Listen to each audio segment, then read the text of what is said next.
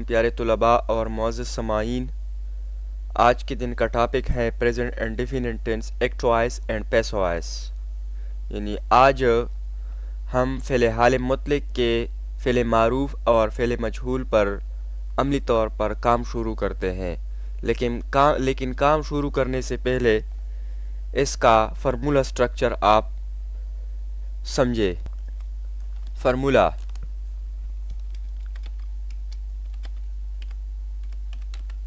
ठीक है।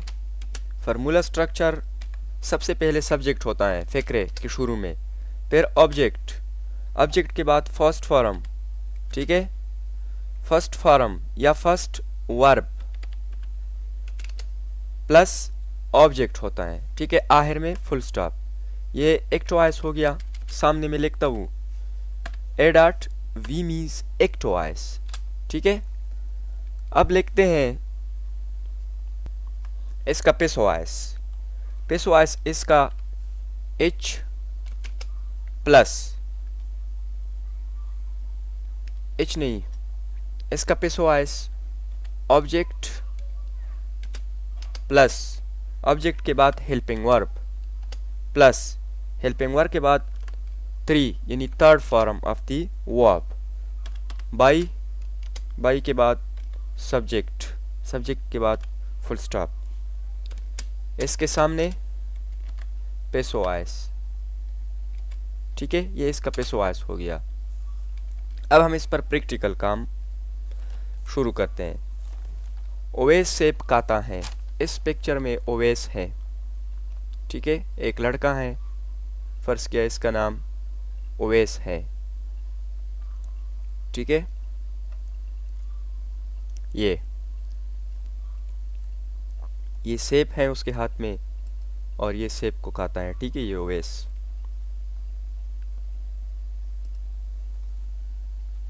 OWAIS, Owais capital लिखो, OWAIS, Owais, EATS, Owais eats an apple, full stop.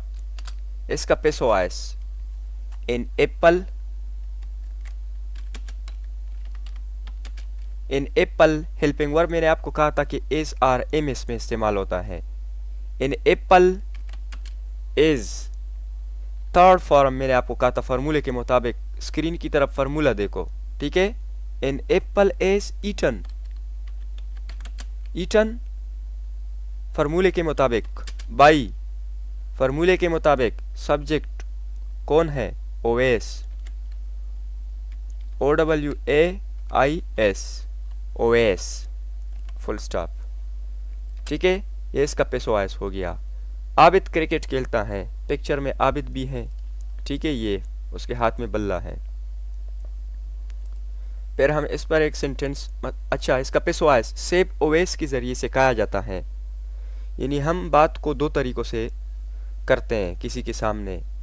एक सीधे तरीके से ये है एक्ट वॉइस फॉर्म में हम ज़्यादातर कन्वर्सेशन में इस्तेमाल करते हैं, और उल्टे तरीके से ये है ओवैस के ज़रिए से या सेब ओवैस के ज़रिए से कहा जाता है। मतलब ये उल्टे तरीके से हो गया। इस तरह उल्टा तरीका, सीधा तरीका, यानी क्लॉकवाइज एंटी क्लॉकवाइज, खिलाफ घड़ीवार, घड़ीवार खिलाफ घड़ीवार, ठीक है। यानी दो तरीक़ों से हमने बात का इज़हार किया दूसरों के सामने। और ये एक्ट वॉइस जो होता है ये इनफॉर्मल बहुत ज़्यादा इस्तेमाल होता है, यानी आम गुफ्तगू में, हम रोज़मर्रा ज़िंदगी में। और ये पैसिव वॉइस जो है ये रिटन फॉर्म में बहुत ज़्यादा इस्तेमाल होता है, मतलब टेक्स्ट में, यानी बुक में वगैरह इसका बहुत ज़्यादा इस्तेमाल है, ठीक है। कन्वर्सेशन फॉर्म में इसका इस्तेमाल बहुत कम है। आबिद क्रिकेट खेलता है, ABID, Abid,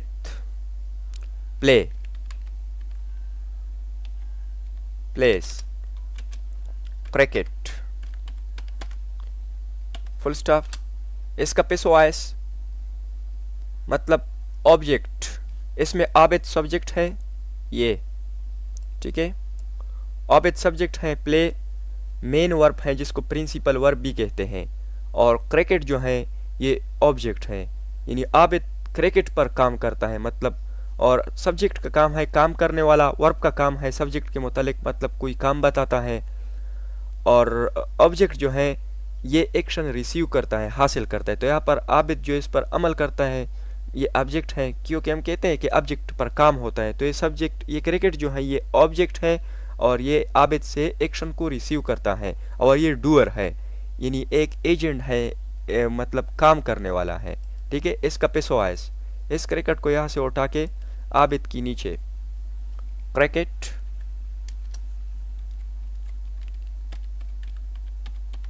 cricket helping verb मैंने आपको कहा था ऑब्जेक्ट के मुताबिक लगाएंगे। यहाँ पर सिंगल है ना ऑब्जेक्ट, ज्यादा तो नहीं है। Cricket is played by Abid, ठीक है, फुल स्टॉप। इसका पेसोआइस हो गया। इसका पेसोआइस मतलब उर्दू में भी इसका ट्रांसलेशन तब्दील हो गया। पहले नंबर, दूसरे नंबर पे था आबिद क्रिकेट खेलता है, और दूसरे नंबर पर क्रिकेट आबिद के जरिए से खेली जाती है। ठीक है, ये इसका पेसोआइस है। अहमद किताब पढ़ता है। फिर हम पिक्चर की तरफ विजिट करते हैं। ठीक है, इस पिक्चर में आपको एक लड़का नजर आएगा, ये अहमद है, इसके हाथ में किताब है और ये सब्जेक्ट है। अच्छा, मैं प्रैक्टिकल आपको सब्जेक्ट ऑब्जेक्ट अभी बताता हूँ। सब्जेक्ट मैंने आपको कहा था कि काम करने वाला होता है, जानदार चीज होता है, तो ये जानदार है ना, ठीक है। और ये बेजान चीज मैंने आपको कहा था कि ऑब्जेक्ट होता है, ऑब्जेक्ट इसमें किताब है, और इसके दरमियान में मैंने आपको कहा था कि वर्ब होता है। वर्ब ये जो बिल्कुल किताब की तरफ देखता है और ये जो मतलब इसकी पढ़ाई करता है, स्टडी करता है, ये वर्ब है मेन। ठीक है, आपको प्रैक्टिकल सब्जेक्ट, वर्ब और ऑब्जेक्ट भी मिल गया, ठीक है, पिक्चर की मदद से।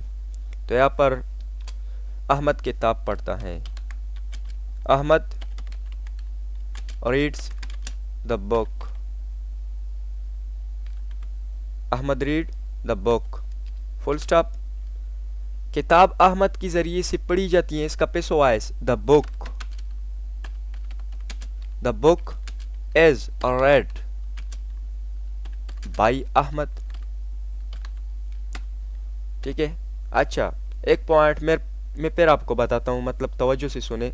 ये भाई अहमद जो है, इसको अगर न लगाए थर्ड फॉर्म तक भी इस सेंटेंस को स्टॉप कर दे इसी तरह, मतलब बकाया जो है, ये बकाया हिस्सा, इसको अगर आप न लेके, फर्ज किया इसको मैंने नहीं लिख दिया, या तक फुल स्टॉप किया, आपका सेंटेंस मतलब इस सूरत में भी बिल्कुल करेक्ट है, गलत नहीं करेगा। क्यों गलत नहीं करेगा?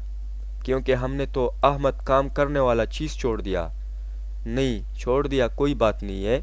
बात ऐसा है कि एग्जामिनर जब इसको चेक करता है तो यहाँ से पढ़ता है, इसमें मेन चीज़ें मतलब थर्ड फॉर्म है, और थर्ड फॉर्म से पहले इसमें जो हेल्पिंग वर्ब इज और आर इस्तेमाल होता है, इसका वो मतलब इसको देखता है, यानी आपके जहन को देखता है कि इसका जहन मतलब फार्मूले के मुताबिक सही है कि नहीं है। ठीक है, तो जब वो उसका तर्जुमा करता है किताब यानी पढ़ी जाती है, तो उसे ये अंदाज़ा लगाते हैं कि किताब तो खुद तो नहीं पढ़ी जाती है ना, कि इसके पीछे तो कोई एक्शन है। इस तरह ये बुक है, ये इस पिक्चर में ये छोटा सा लड़का है और ये किताब पढ़ी जाती है। मेरे कहने का मतलब ये है कि इस किताब के पीछे ये एक्शन पड़ा है, ये लड़का जो बिल्कुल तवज्जो के साथ मतलब इसको पढ़ता है। तो मैंने आपको कहा था कि अक्सर पर्ची चेक करने वाले होते हैं, यानी एग्जामिनर होते हैं, वो कहते हैं कि हमने ऑब्जेक्ट को नहीं लगा दिया।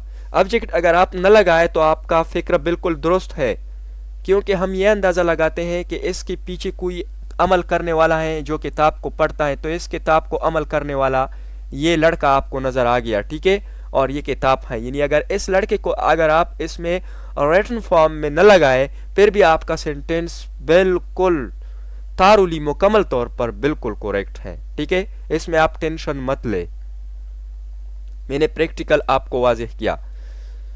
ठीक है, इसका पेसोआइस मतलब ये भी क्लियर है, the book is red.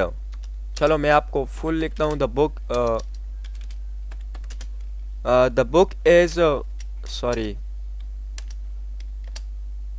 The book is REA read by Ahmad, full stop. अच्छा, ये थे सादा फ़ेकरों के बाद अब हम करते हैं नफ़ी फ़ेकरे। नफ़ी फ़ेकरों की तरफ आते हैं कि नफ़ी फ़ेकरे क्या होते हैं। नफ़ी में ये होता है कि ये एफर्मेटिव सेंटेंसेस नहीं होते हैं, इसमें किसी चीज़ को हम किसी चीज़ से मना करते हैं, मतलब किसी चीज़ को मतलब नहीं में जवाब देते हैं। नफ़ी फ़ेकरे इसीलिए इसको कहते हैं। इसका फार्मूला सीधा साधा फार्मूला है, सब्जेक्ट के बाद डू, अगर डू नहीं है या डस हो तो होगा, ठीक है। डस के बाद नट के बाद आप हमेशा फर्स्ट फॉर्म इस्तेमाल करें, ठीक है। फर्स्ट के बाद प्लस के बाद ऑब्जेक्ट के बाद फुल स्टॉप, ठीक है। ये इसका हो गया मतलब रिटन फॉर्म में अंदर से बिल्कुल कुकले हैं, इसमें कुछ भी नहीं है, बस सिर्फ इसका स्ट्रक्चर फॉर्म है। अब हम इसके अंदर वैल्यू पुट करते हैं। Now we put value according to the above formula. अब हम ऊपर फार्मूले के मुताबिक इसमें कीमतें दर्ज करते हैं। वो हाकी नहीं खेलता है, ही डज नॉट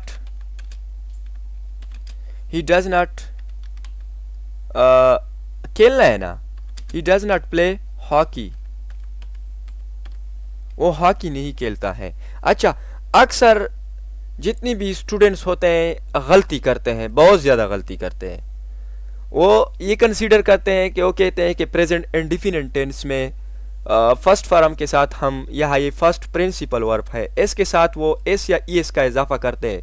लेकिन एक उसूल है, वो याद रखे, अपने साथ नोट कर दे सब, कि अगर नफी फ़ेकरों में एक्सिलरी वर्ब मौजूद है पहले ही से, मिसाल के तौर पर ये एक्सिलरी वर्ब है जिसको नाकिस वर्ब भी कहते हैं, मददगीर वर्ब, इमदादी फेल, हेल्पिंग वर्ब, तो इसके साथ ये ऑलरेडी मौजूद है। ये जो मेरा ये हैंड का निशान है आपको नजर आ रहा है, ये फर्स्ट फॉर्म के साथ ईएस मौजूद है, तो यहाँ पर फर्स्ट फॉर्म के साथ ईएस की जरूरत नहीं है, ठीक है। क्लियर हो गया?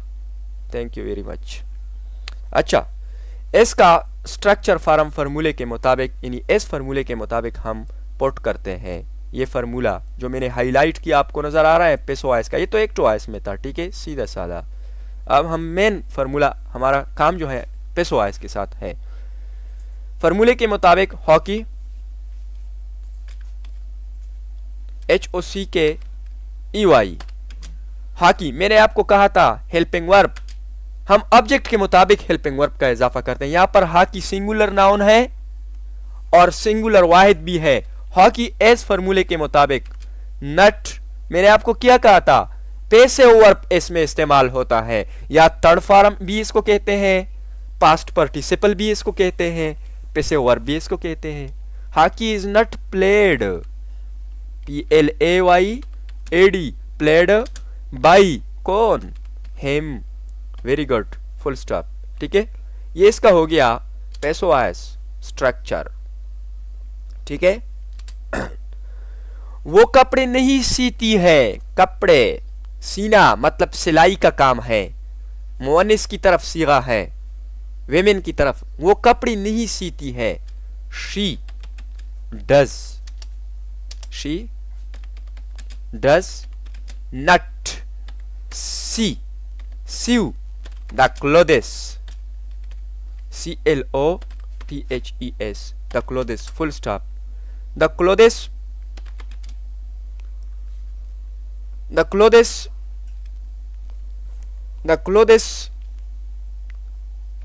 is फार्मूले के मुताबिक नट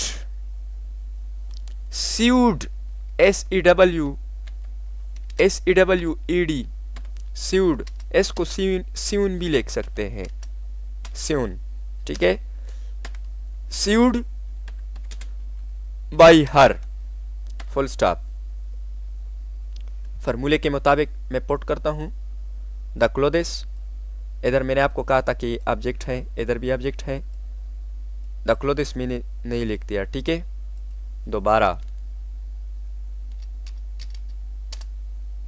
ऑब्जेक्ट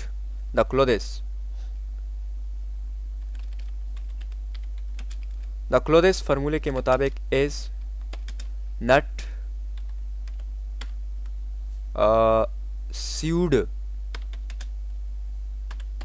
स्यूड बाई हर। ठीक है, फुल स्टॉप। फिर कपड़े उसके जरिए से नहीं सिए जाते हैं, ये हो गया।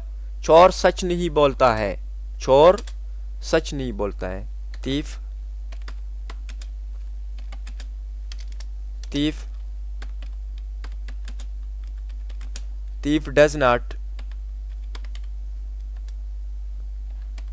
speak the truth।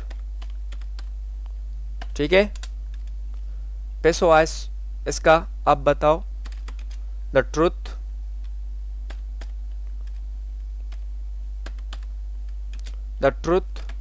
is not spoken by thief। ठीक है, ये इसका पेसोआस हो गया। The truth is not spoken by thief, सच चोर के जरिए से नहीं बोला जाता है। ठीक है, ये इसका पेसोआस हो गया। अच्छा, यहां पर क्लोथिस जमा है तो यहां पर आर लगाना है। ठीक है, मैंने आर लगा दिया। सवालिया जुमले सवालिया जुमलों की तरफ अब हम आते हैं। सवालिया का फॉर्मूला ये है, डज या डू। डज या डू के बाद सब्जेक्ट आएगा, सब्जेक्ट के बाद हमेशा के लिए फर्स्ट फॉर्म के बाद ऑब्जेक्ट। ठीक है, और ऑब्जेक्ट के बाद फुल स्टॉप।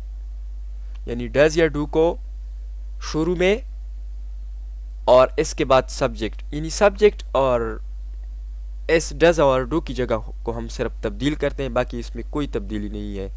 इसमें जो सीक्वेंस ऑर्डर में जो फर्स्ट फॉर्म आ रहा है और ऑब्जेक्ट आ रहा है वो अपनी जगह पे है, लेकिन हमने सब्जेक्ट और ऑब्जेक्ट का सिर्फ जगह तब्दील किया। ये इस सब्जेक्ट और ऑब्जेक्ट को आपस में इसका तबादला किया। सब्जेक्ट का तबादला यहाँ से हो गया, इधर आ गया, और एक्सिलरी यहाँ से चला गया, उधर चला गया, तो ये इसका सवालिया सेंटेंस बन गया। ठीक है, अब हम इसका पेसोआइज करते हैं। क्या मारिया चांद देखती है, तो यहाँ पर फार्मूले के मुताबिक does Maria see the moon.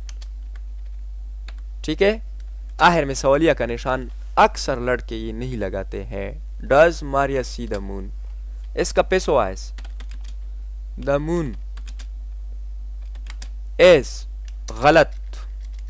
मैंने आपको क्या कहा था, इसका पेसोआइज स्ट्रक्चर आपने बिल्कुल नहीं बनाया है। इसका पेसोआइज स्ट्रक्चर में आपको इस मतलब इसकी नीचे बिल्कुल हेल्पिंग वर्ब, ठीक है, प्लस ऑब्जेक्ट आएगा, प्लस थर्ड फॉर्म आएगा। थर्ड फॉर्म के बाद आपको पता है कि कौन सा चीज़ आता है। थर्ड फॉर्म के बाद बाई आता है ना, बाई के बाद कौन सा चीज़ आता है, सब्जेक्ट, और सब्जेक्ट के बाद फुल स्टॉप, मतलब साइन ऑफ इंटरोगेशंस। ठीक है,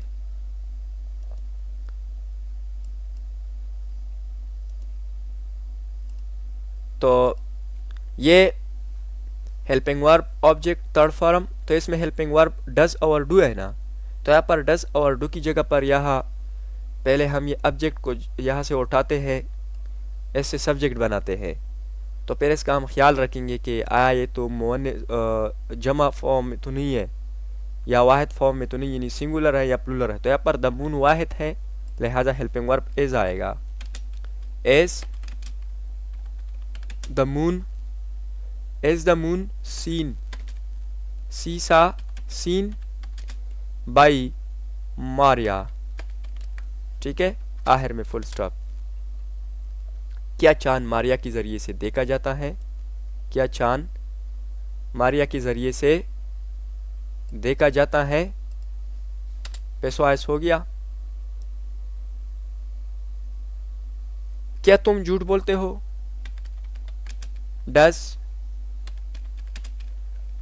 डज यू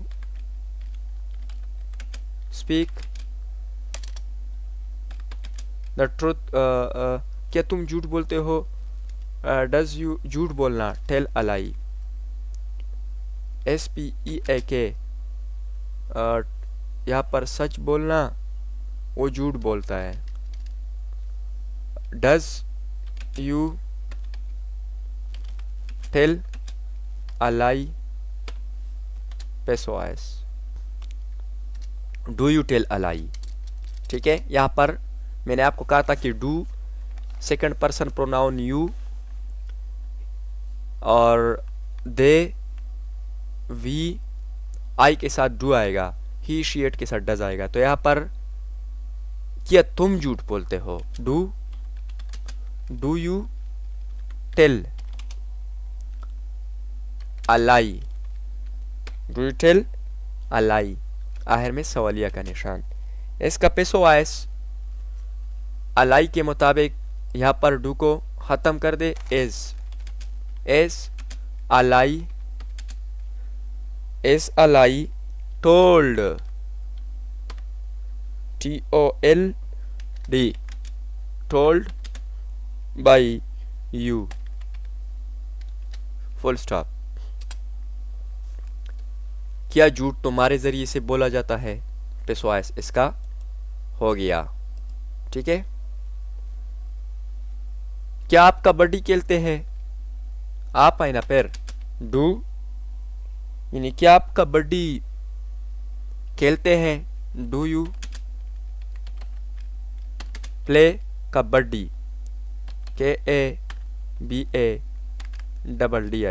कबड्डी। ठीक है, इसका पेसोआस कबड्डी,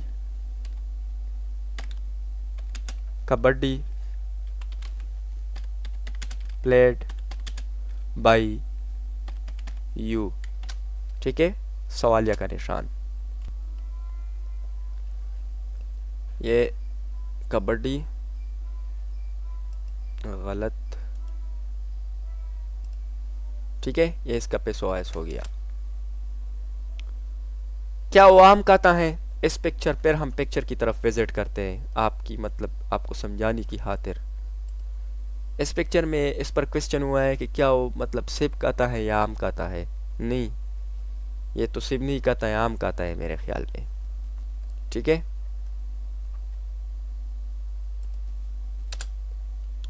क्या वो आम कहता है, तो यहाँ पर क्वेश्चन जो है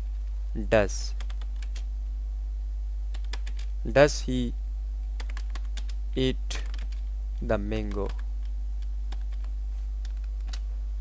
does he eat the mango. तो यहाँ पर is the mango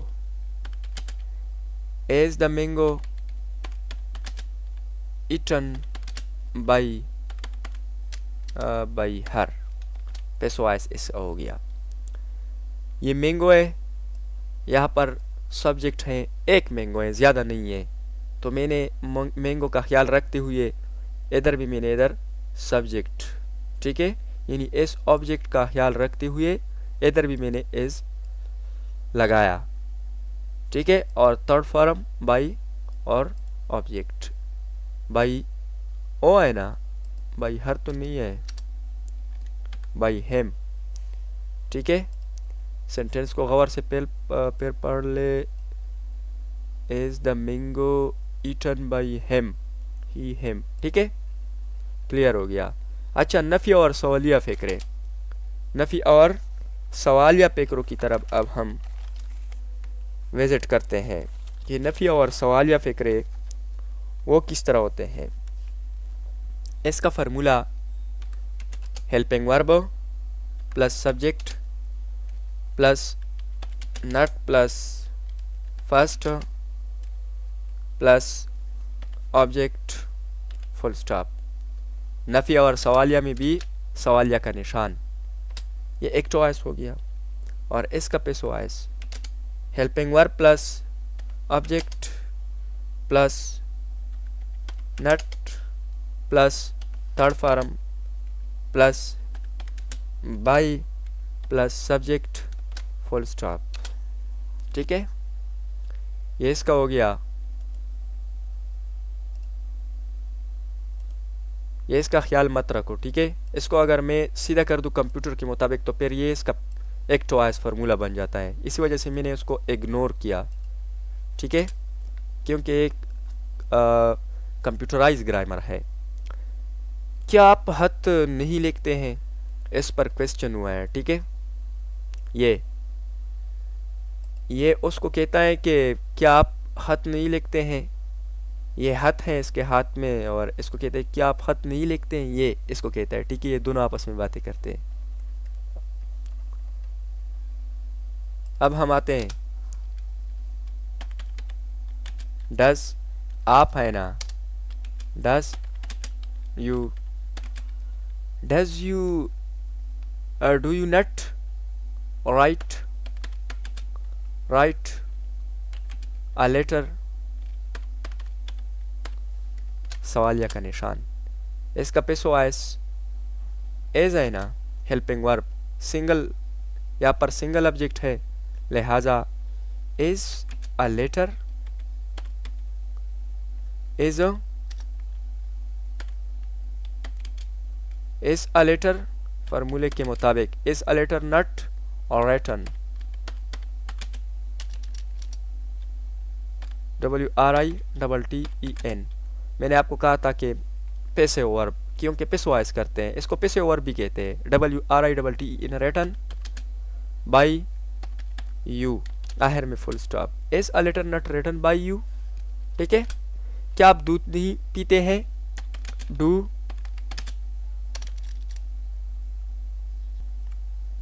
you not drink milk, ठीक है। सवालिया, do you not drink milk, is milk not drunk,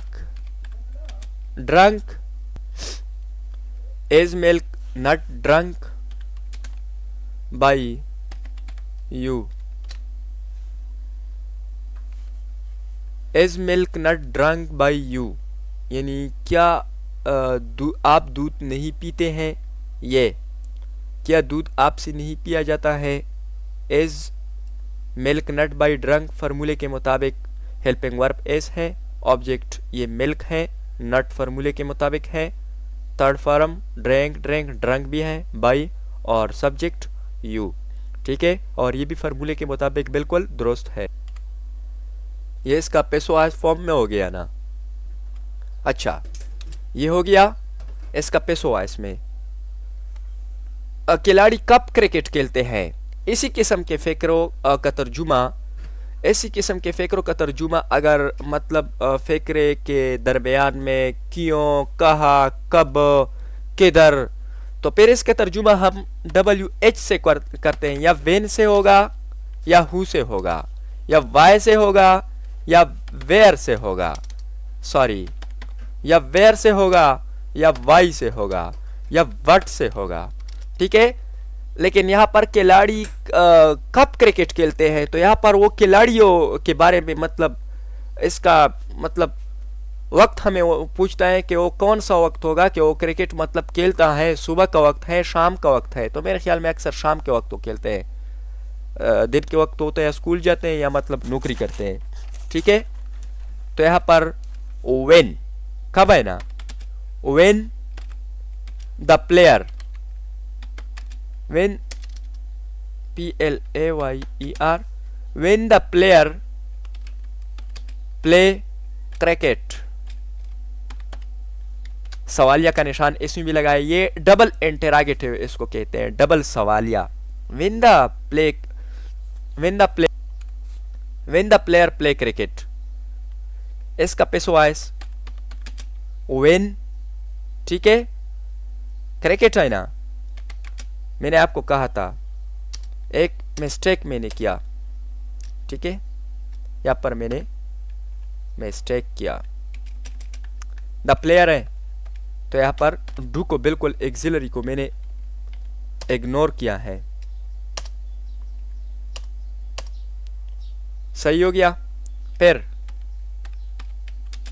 when, इसके बाद डू की जगह पर एज आएगा, ठीक है। when is cricket, when is cricket played by the player, ठीक है, full stop. when is cricket फार्मूले के मुताबिक ऑब्जेक्ट है ना, थर्ड फॉर्म बाई, ठीक है। मेन चीज़ ये है कि सबसे पहले आप एक्सिलरी का ख्याल रखें एक्ट वॉइस में ये, और यहाँ पर भी मैंने बड़ा मिस्टेक किया है, ठीक है। ये है, ये तो थे आपके मतलब क्रिकेट खिलाड़ियों के ज़रिए से कब की ली जाती हैं, when is cricket played by the player, ये तो थे आपके मतलब प्रेजेंट डेफिनेट टेंस की दूसरे दिन का क्लास। इंशाल्लाह नेक्स्ट लेसन में हम प्रेजेंट कंटिन्यूस टेंस के एक्ट वॉइस और पेस वॉइस पर अमली काम करेंगे, ठीक है। फ़ी अमानिल्लाह।